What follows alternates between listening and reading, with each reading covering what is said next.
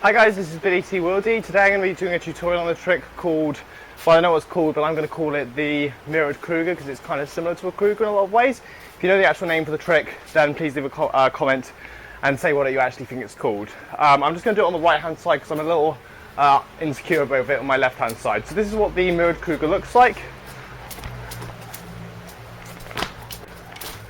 Okay, so it's a really simple trick. It's just like, in a sense, it's like a basic cross, but it's not usually very commonly done, so it's a little bit of an unusual one. And also, like, the getting into the trick is a little unusual as well. So, before you learn this trick, I think it's really important you learn some crosses where you have your leg up here. So, like, learning something like the crougar would be good, and also like a toad would be great before you attempt this trick. So, with this trick, it's really not too difficult to do. I firstly suggest before you try, you make sure like you're reasonably flexible and reasonably well balanced. So what you should be able to do before you attempt this trick is you should be able to have basically stand on one leg easily and basically like do this quad stretch because this is very similar to the position you're actually going to be doing the trick in. If you want to practice where your hand's actually going to be, instead of holding onto the back of your legs you normally would in the quad stretch, try and hook your arm underneath it because that's going to be where your hand's actually going to be for the trick. So try that out, and if you can do that, then you'll probably be able to do the trick. So the trick itself, it's not too difficult from there. The first thing you need to learn is how to get into the trick. So although you can probably do this from a straightforward jump, it's very difficult to do so. So it's much easier to swing into this trick. And you can't just do normal side swings because your hand's going to really like having to be coming underneath your leg. So here's what you do. You pick which leg you're going to go for, and you swing your rope to the same side that you're going to lift your leg up on. So for me, I like to do it on my right side, so I swing to the right first. You do it on your left side, you swing to the left first.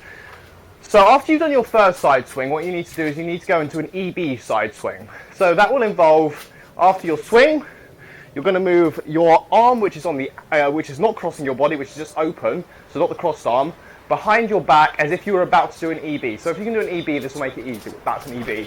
I have a tutorial of that on ready. So move it into the EB position, but when you bring your hand over, what you're going to do is you're going to open your crossed arm. So this arm's going to stay behind your back, and your open arm, your previously crossed arm is going to open up. So the two swings are going to look like this. 1, 2. Okay, and from this position, you can actually go into the trick. So it is from this position, after this swing, that this arm moves back across your body, and it's going to go under the leg. And now you're in a position to swing the rope over and do the trick. So it's a free step trick in its normal form. So you go 1, 2, 3. And like, just try and get into that position first, and don't worry about the jump. Just go 1, 2, 3. Then you'll know if you're having any problems with this trick.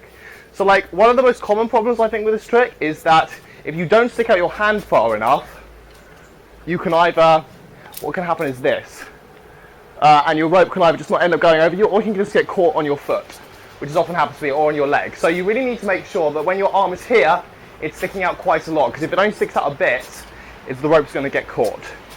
So 1, 2, 3.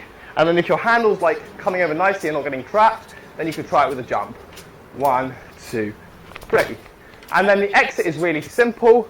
As soon as the rope comes under your body, so here, as soon as you've jumped the rope, you're going to find that your arms are in an easy position just to bring an open jump, put your leg down and do an open jump. So it's one of the easiest tricks to exit. So one more time, the mirrored crougar looks like this. All jumps. Okay, that's how you do the mirrored crougar. Thanks for watching.